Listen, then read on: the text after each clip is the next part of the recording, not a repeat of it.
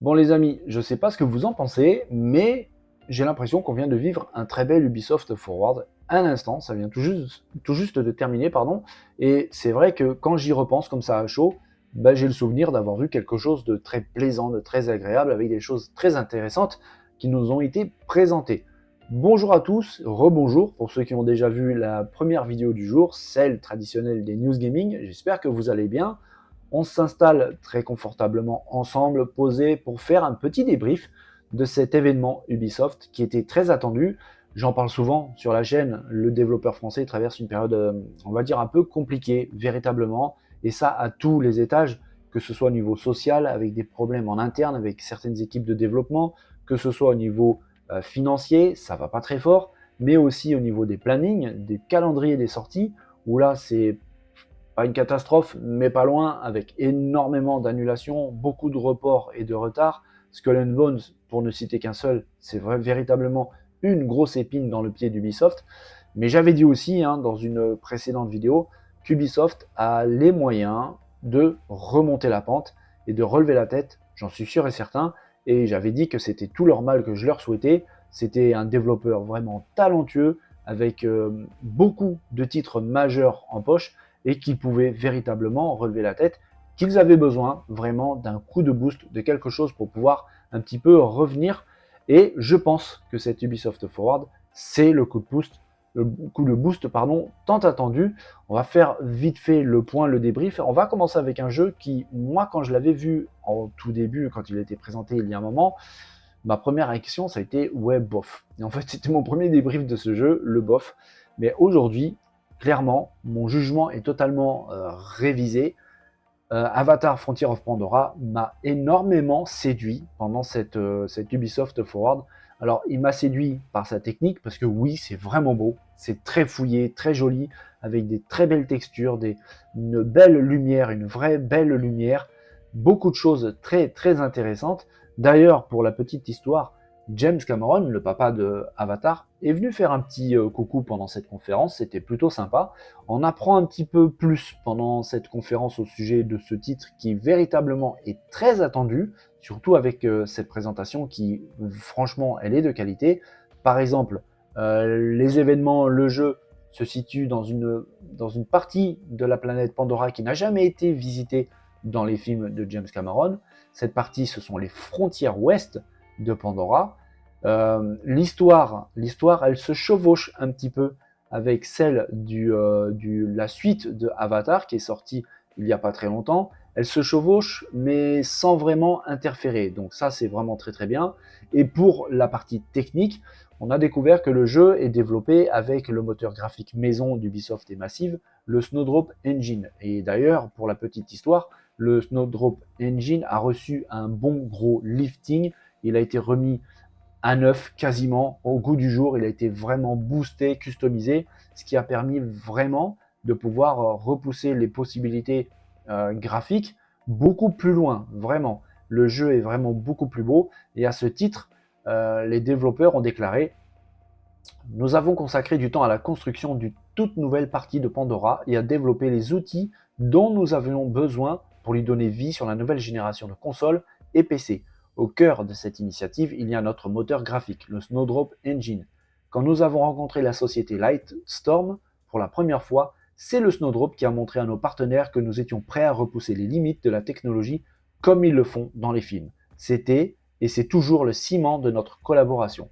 Alors c'est très ambitieux, mais au moins ils montrent un petit peu aussi qu'ils se donnent les moyens de leur ambition. Et c'est vrai que là, avec ce gameplay, sincèrement, c'est vraiment beau. Là, oui, Avatar me plaît beaucoup. Là, ce que j'ai vu, c'est vraiment classe. C'était la première cartouche d'Ubisoft. Quand j'ai vu ça, je me suis dit, ok, là, cette Ubisoft Forward, ça va être plutôt sympa, vraiment. Et ça l'a été, avec un autre titre qui véritablement m'a donné beaucoup envie d'y jouer. Et ça, c'est une bonne sensation. Quand j'ai vu le gameplay d'Avatar, je me suis dit, oh oui, ça, j'ai vraiment envie d'essayer. Là, celui-là, dont je vais vous parler, pareil. Et généralement, quand je pense comme ça, c'est une bonne sensation. Ça veut dire que le jeu a l'air vraiment bien. Celui-là, ben, en fait, il a été présenté déjà pendant le Xbox Showcase. C'est le tout nouveau Prince of Persia. Alors, on attend véritablement la suite, en tout cas le reboot des Sables du Temps. Ça peine vraiment à accélérer, en tout cas à bien fonctionner pour les Sables du Temps. Celui-là, j'en attendais pas du tout, vraiment. Je m'y attendais pas à ce jeu. The Lost Crown a été une belle surprise pendant le showcase d'Xbox. Là, ici, pendant l'Ubisoft Forward, on a du gameplay et ça semble vraiment excellent. On retrouve un petit peu les mécaniques des anciens, les tout premiers Prince of Persia, où on doit sauter de plateforme en plateforme, comme ici. Faire attention, extrêmement attention, avec tout ce qui est piège, mécanique de défense, comme on le voit ici, qui, à la manière un petit peu des tout premiers Prince of Persia, la moindre erreur, elle est fatale, c'est terminé. Mais il y a beaucoup d'autres mécaniques de gameplay qui ont été ajoutées. Mais en tout cas, la réalisation, alors oui, ce n'est pas un triple A, bien sûr, mais ça reste tout de même très très beau. C'est très agréable à regarder, un style graphique qui est vraiment sympa, une jolie DA avec beaucoup d'effets, des effets comme on le voyait ici, un petit peu de profondeur qui donne un cachet vraiment particulier au jeu. Ça me semble vraiment très intéressant, ce Prince of Persia The Lost Crown, avec des effets en 2D, 3D, 2D5, des ennemis vraiment, vraiment gigantesques. Bref, j'ai vraiment envie d'y mettre la main dessus. Il faut savoir qu'il sera disponible sur PS5, sur PS4, sur Xbox One X et S, aussi sur Switch et PC. Et ça, c'est dès le 18 janvier 2024. Alors ça, c'est une très bonne info, cette date, tout simplement parce que Ubisoft a été assez malin, je trouve, dans le choix des dates de sortie de leur jeu, parce qu'en fait, il n'y en a pas, ou très peu, qui sort là bientôt, c'est-à-dire septembre, octobre, qui va être le mois des enfers, vraiment, pour les gamers, ça va être une dinguerie, et Ubisoft a choisi des dates un peu plus loin, éloignées. Ça, c'est très intéressant. Par exemple, Avatar Frontier of Pandora, lui, sortira le 6 ou le 7 décembre. C'est très intelligent. Le jeu sera un petit peu avant les fêtes, c'est absolument parfait. La tempête vraiment vidéoludique sera passée. Eux, ils vont se faire une petite place au soleil, j'ai envie de dire, en plein mois de décembre. Ça, c'est vraiment très intelligent et très bien joué de la part d'Ubisoft. Autre jeu qui est vraiment très très bon, apparemment, hein, la bêta du jeu a plu à énormément de monde, c'est X-Defiant ou Cross-Defiant, ça dépend comment vous voulez le prononcer. Ce jeu qui est un FPS, un fast shooter comme on l'appelle, un petit peu dans la même veine des Call of Duty, a plu énormément pendant les tests au niveau des bêtas. Et c'est vrai que le retour, moi, tout ce que j'ai entendu de ce jeu, c'était un titre vraiment très agréable. Et il tombe vraiment à pic, car Call of Duty, malheureusement, est en train un petit peu de s'essouffler. Alors, il n'est pas en train de disparaître, attention, j'ai pas dit ça, mais c'est vrai que Call of Duty s'essouffle un petit peu. On revient toujours un petit peu à la même chose et les fans en ont un petit peu assez de certaines mécaniques. Ils ont envie un petit peu de nouveauté qui ne vient pas.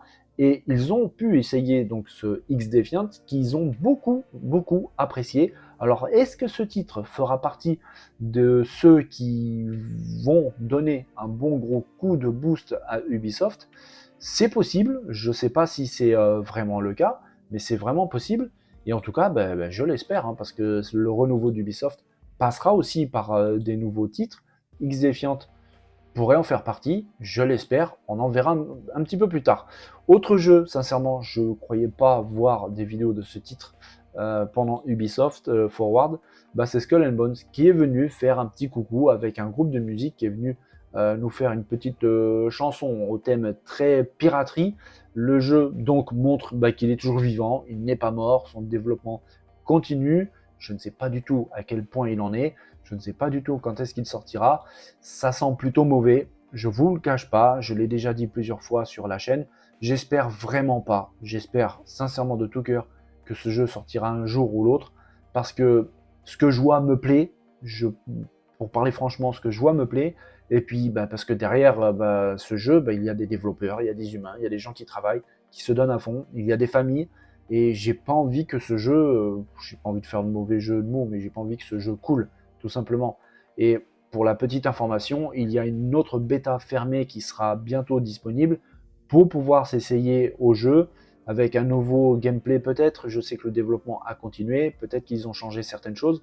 On verra, mais vraiment, tout le mal que je souhaite à Ubisoft, ben, c'est de pouvoir sortir, vraiment. Skull and Bones un jour, je l'espère vraiment de tout cœur, parce que, ben, comme je l'ai dit, je le répète, c'est un jeu, ok, oui, ça reste que du jeu, mais derrière ça, ben, il y a des gens qui travaillent. Voilà, tout simplement, moi je pense à tout ça, toutes les équipes qu'il y a derrière. Donc j'espère qu'ils vont s'en sortir. J'ai dit hein, vraiment en intro que c'était la vraie grosse épine dans le pied d'Ubisoft. J'espère un jour qu'ils vont pouvoir la faire sauter, cette épine, et ça serait très très bien. Un autre titre très attendu, mais dans un style très différent pour les fans de sport mécanique et notamment automobile ou autre. The Crew Motorfest s'annonce, arrive, j'en avais parlé plusieurs fois sur la chaîne, ce titre qui véritablement me fait penser mais énormément à Forza Horizon, notamment le 5 hein, qui est actuellement sur Xbox. Le jeu paraît vraiment splendide, vraiment magnifique, avec énormément de voitures différentes, beaucoup de customisation, de préparation possible, avec des voitures emblématiques. On voit ici une Lamborghini, il y a une Toyota Supra. Les jeux de sport mécanique, ça j'aime beaucoup. Celui-ci, pardon, semble vraiment dingue, vraiment. Alors, il ressemblait énormément à Forza Horizon, mais pourquoi pas, c'est très bien. Ubisoft, je pense, qu'il y a eu une très belle inspiration. Ils auraient pu choisir un autre jeu un peu plus malheureux, mais ils ont pris, on va dire, le meilleur dans ce style, Forza Horizon. Et ben, c'est vraiment un bon choix. On verra s'ils ont leur touche personnelle, je pense clairement que oui, mais en tout cas, ça s'annonce vraiment très bien, avec un style graphique qui est vraiment sympa. On voit ici une capture in-engine en 4K. Ça promet vraiment du très très bon, du très très lourd, avec plein de véhicules différents. On a vu du quad, on a vu de la motocross, on a vu de l'hypercar. Là, on voit ici du drift, plein de choses, des 4x4, des pick-up, même de la Formule 1. Il y a eu l'apparition, on l'a vu là à l'instant, ça a duré 2 secondes, mais on la voit un peu plus longuement, un peu plus loin. La Formule 1 de Max Verstappen, la Red Bull. Bref, le The Crew Motorfest, vraiment, ça s'annonce très très bon. Le jeu sort le 14 septembre. Autre titre que Ubisoft a eu l'intelligence de décaler la sortie par rapport à cette montagne, cette avalanche de jeux qui va arriver entre septembre, octobre, novembre. Ça c'est très bien. Celui-là, il arrive juste avant, juste avant que la grosse tempête arrive. Je trouve que c'est intelligent aussi. Et petite info, pour ceux qui ont la chance de pouvoir précommander le jeu, vous aurez la Toyota Supra en cadeau. C'est pas une mauvaise voiture en soi pour les fans d'automobile, je pense ils savent de quoi je veux parler. Autre titre qui a été présenté, on en avait entendu parler, on savait qu'il allait arriver. Ce jeu est vraiment très intéressant, il s'annonce plutôt pas mal, c'est The Division Resurgence. Le problème de ce jeu, c'est que c'est un jeu mobile. Alors là, en plus de ça, toute la vidéo est basée sur du CGI, de l'image de synthèse. Il n'y a pas de vidéo in-game sur mobile qui a été présentée. C'est un petit peu dommage. Le jeu semble quand même plutôt bon. The Division, c'est une saga, j'ai envie de dire, qui me plaît bien. J'avais beaucoup aimé les premiers. Là, c'est seulement pour mobile. Il sera compatible avec les systèmes iOS et Android. Ça sera pour dès cet automne et vous pourrez vous essayer donc pour ce TPS qui s'annonce vraiment pas mal, mais comme je vous l'ai dit, c'est exclusivement sur mobile. Donc The Division 2, Résurgence. Autre jeu aussi qui a fait sa petite apparition et qui semble vraiment bien, mais il y a encore un autre problème. Ce jeu, en plus de ça, pour l'originalité, c'est de la VR.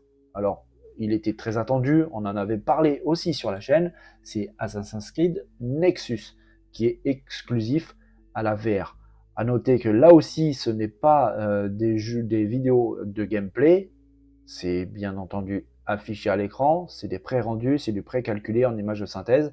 Ça donne une idée un petit peu de ce que pourrait être ce jeu en mode VR, mais faut pas rêver, on va pas se mentir, ça sera pas comme ça, faut pas croire. Mais le petit problème, c'est que ce jeu est exclusif au MetaQuest, les casques de réalité virtuelle de Meta, la maison mère de Facebook. Ça, c'est un petit problème. J'aurais espéré le voir arriver sur le PSVR 2. Déjà, ça aurait permis d'avoir un très bon jeu sur le PSVR 2. J'en ai parlé sur la chaîne, hein, le PSVR 2 qui se vend quand même plutôt bien. Faut pas oublier que c'est un casque de réalité virtuelle, que ça coûte cher, qu'il faut la console derrière pour le faire tourner. Donc je pense que ce n'est pas un flop, mais ça peut le devenir dans le cas où les jeux n'arrivent pas. Et là, c'est un vrai problème, parce que quand on commence à voir que le prochain Assassin's Creed Nexus est exclusif au MetaQuest, là, ça peut devenir un problème pour Sony. On verra plus tard si c'est vraiment le cas. Les choses peuvent bouger, parce qu'évidemment, il y a des titres VR en développement dans les studios de chez Sony. Autre titre de chez Ubisoft pour Assassin's Creed, ben, tout simplement Mirage qui a fait son apparition une nouvelle fois. On l'avait vu pendant le showcase PlayStation, sauf que cette fois-ci, on a du gameplay et beaucoup de gameplay. Ça semble vraiment bon, très agréable. Alors, on va pas se cacher, ça va pas révolutionner la série, la saga des Assassin's Creed, clairement, mais ça fait du bien, vraiment, on le voit hein, dans cette vidéo de gameplay, qu'on revient aux sources du jeu de cette saga, et véritablement, ça fait du bien. Dans un Bagdad de l'Irak antique, pardon, ben on se retrouve un petit peu hein, avec à peu près les mêmes mécaniques qu'à la grande époque des Assassin's Creed, des premiers, et ça fait vraiment, vraiment plaisir. En tout cas, le jeu est véritablement très, très beau, avec des panoramas absolument magnifiques, comme on le voit ici. Ça bouge bien, c'est très fluide. L'animation des personnages, comme d'habitude, pour ces jeux, c'est de la très, très haute qualité. Je pense qu'il va bien fonctionner et je pense qu'il va plaire. Et ça aussi, ça va faire véritablement du bien à Ubisoft qui en a vraiment besoin. Ça fait partie des titres très attendus, comme le Prince of Persia The Lost Crown, comme The Crew Motorfest, comme Avatar. Là, celui-là aussi, il va vraiment faire du bien aux développeurs français. Le jeu, je pense, va vraiment cartonner. On verra ce qu'il en est, mais en tout cas, c'était vraiment très très joli. Le jeu sera disponible le 12 octobre. Malheureusement, lui, il arrive dans la très mauvaise période un petit peu de ce mois d'octobre. Il sortira sur les Xbox Series, sur Xbox One, sur PS4, sur PS5, sur PC et aussi sur Amazon Luna. Normalement, je connais déjà les prix. On est en droit d'avoir le jeu pour 50 € pour la version standard et 60 € pour la version Deluxe. Par contre, désolé les amis, je ne sais absolument pas ce qu'il y a dans la version Deluxe. Peut-être des goodies un petit peu, je pense, au niveau digital, comme les musiques du jeu, des choses comme ça. On verra. Et le dernier jeu qui a été présenté, là, vraiment, il m'a fait plaisir parce que il a été dévoilé pendant l'Xbox Showcase. Ce jeu m'avait hypé de fou. J'étais un peu déçu parce que j'avais pas vu le gameplay. Je me disais, punaise, si le gameplay est aussi bon de ce que je viens de voir, ça va être une dinguerie. Eh bien, en fait, le gameplay est aussi bon que ce qu'on avait vu dans la présentation au Xbox Showcase. Ce jeu me paraît absolument dingue. Star Wars Outlaws est apparu tout à la fin de l'Ubisoft Forward et c'était vraiment dingue. À noter, et puis c'était marqué en bas de l'écran, que bien évidemment le jeu est toujours en développement et que le résultat final peut changer. Alors j'espère qu'il va changer en mieux, pas en moins bien, parce que vraiment, ce que j'ai vu là, je veux que ça reste comme ça. Même à la limite, les gars, sortez-le maintenant, parce qu'en fait, ça me convient parfaitement. Euh, alors déjà, l'héroïne, je la trouve géniale. Mais vraiment, le design de l'héroïne, il est parfait. Il est vraiment très très bien. Euh, Elle a un charisme qui lui convient parfaitement. Elle remplit la scène. On voit là les effets d'éclairage, les textures, mais c'est surtout les lumières qui est vraiment incroyable. Le jeu semble vraiment, vraiment, vraiment bon. C'est juste magnifique. Le jeu semble vraiment beau. J'ai hâte vraiment qu'il arrive. L'héroïne qui s'appelle Kay Vess est une hors-la-loi, tout simplement. C'est un petit peu la Han Solo, mais au féminin. Et il va falloir l'aider à accomplir toutes ses missions. Ça semble vraiment fun à jouer. Sincèrement, on voit beaucoup d'actions là, tout ce qu'on voit, hein, c'est du gameplay. Il n'y a aucune image de synthèse. Tout est en temps réel et c'est vraiment du plus bel effet. Ça bouge très très bien. Il y a énormément d'actions, beaucoup d'explosions, beaucoup de particules. Les textures semblent vraiment très très propres. Et quand on pense que le jeu est toujours en développement, ben, je me dis qu'on verra un petit peu dans un futur proche, mais ça peut être encore meilleur. Là, j'ai vraiment aimé. J'avais un petit peu peur, je vous cache pas, pendant le Xbox Showcase, parce que la vidéo m'avait énormément plu, mais j'avais peur du résultat final au niveau du gameplay, que à quoi s'attendre? Eh bien, visiblement, on peut s'attendre à quelque chose de vraiment très très bon. Ça semble vraiment excellent. Alors le jeu, évidemment, hein, va dans toutes les dimensions de Star Wars. Il y a du dialogue, il y a de courses là, de moto de Star Wars, il y a des vaisseaux spatiaux partout, il y a des batailles spatiales absolument dingues. Les choses que j'ai vues m'ont énormément plu. On peut même décoller avec son propre vaisseau dans l'espace. Voilà, on traverse les nuages et on part de l'espace. Tout ça en décollant depuis la planète. Et on se retrouve donc dans l'espace face à une armada de vaisseaux à des constructions de dingue avec des combats spatiaux de folie. J'avais clairement l'impression de regarder un film ou de regarder une série. Ça me donne vraiment envie. C'est très spectaculaire. C'est très très spectaculaire. Le jeu sort bientôt, je l'espère, mais en tout cas, oui, oui, oui, sortez-le même maintenant, ça me convient très bien, j'ai même pas envie d'attendre. Voilà, on voit ces panoramas, en plus c'est fluide, c'est très très beau. Ouais, c'est vraiment du Star Wars. Alors, quand on voit qu'il y a Avatar, quand on voit qu'il y a Prince of Persia, quand on voit qu'il y a les Assassin's Creed, et puis maintenant c'est Star Wars Outlaws, oui, je pense véritablement que ce Ubisoft Forward était un succès, c'était une réussite. Il y a deux, trois choses qui m'ont un petit peu dérangé pendant la conférence. C'est un petit peu cet aspect simple de la présentation des jeux avec une scène qui me semblait vraiment petite. J'avais l'impression qu'ils étaient à l'étroit, tout simplement. Euh, mais c'est tout. C'est le seul point négatif vraiment que j'ai à relever de cette Ubisoft Forward, parce qu'en plus de ça, il y avait des présentations avec des présences humaines qui étaient là. On a eu à la fin un joli mot d'Yves Guillemot, le président d'Ubisoft. Je l'ai senti très stressé, vraiment très stressé. Il tremblait même au début de sa prise de parole. Je l'ai trouvé fébrile, vraiment. Il en attendait beaucoup. Je pense sincèrement que la présentation de tous ces jeux l'a certainement rassuré. Mais à mon avis, c'est tout l'accueil de tous les joueurs, des youtubeurs, de toute la critique de la presse qui va certainement le rassurer. Et j'espère que ça sera le cas parce que le monsieur se donne beaucoup pour son entreprise, vraiment. Et c'était vraiment un très bel Ubisoft Forward. Dites-moi ce que vous en avez pensé, les amis, dans la zone de commentaires. Est-ce que vous avez aimé aussi ce qu'Ubisoft a présenté? Est-ce que vous avez été rassuré par certains jeux? Par exemple, le gameplay de Star Wars Outlaws ou alors le Avatar Frontier of Pandora. Est-ce que vous aussi vous êtes hypé par ce petit Prince of Persia The Lost Crown ou alors le jeu de course automobile The Crew Motorfest?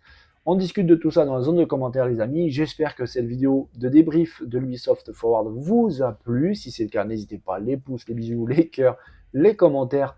Lâchez aussi les partages de la vidéo. Je vous remercie à tous d'avance. Je vous souhaite à tous une belle et bonne journée. Portez-vous bien. N'oubliez pas de vous amuser et je vous dis à très bientôt, dès demain, pour une nouvelle vidéo, mais cette fois-ci de news gaming traditionnelle. Les amis, bonne journée. Bye bye.